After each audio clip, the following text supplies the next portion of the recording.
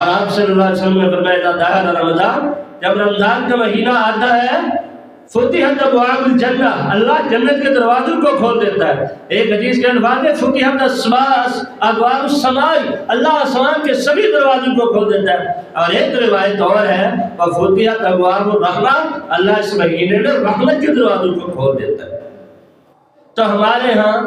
رمضان کے 3 اشروں کو رحمت، مغفرت اور جہنم سے آزادی پر جو ہے وہ اس کی تقسیم کر دی جاتی ہے، جبکہ وہ روایت سندن ثابت نہیں ہے، موجود ہے کتب حدیث میں وہ روایت، لیکن یاد رکھیے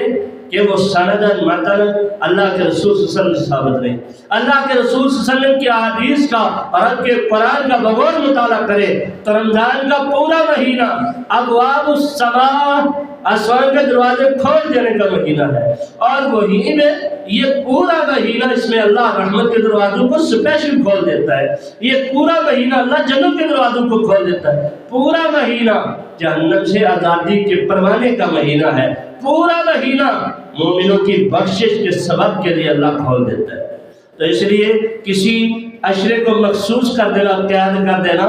یہ ترقی زیادتی ہے۔ ہمیں پورے 3 اشروں میں اللہ سے رحمت کو بھی مانگنا چاہیے، بخشش کا بھی تقاضا کرنا، مطالبہ کرنا چاہیے اللہ مجھے معاف کر دے، اور جہنم سے آزادی کا بھی اللہ سے سوال کرنا چاہیے۔ یہ نہیں ہے کہ آپ پہلے اشرے میں رحمت کا سوال کرتے رہے، دوسرے میں جا کے مغفرت کا کریں، اور تیسرے میں جا کے آپ جہنم سے آزادی طلب کریں، نہیں 3 اشروں میں آپ اللہ سے خصوصی طور پہ اپنے حق میں دعائیں کریں، اور یقیناً اللہ کے رسول صلی اللہ علیہ وسلم کی حدیث کے مطابق روزے دار کی دعا کو بھی اللہ قبول کرتا ہے۔ تو افطاری کے لمحات میں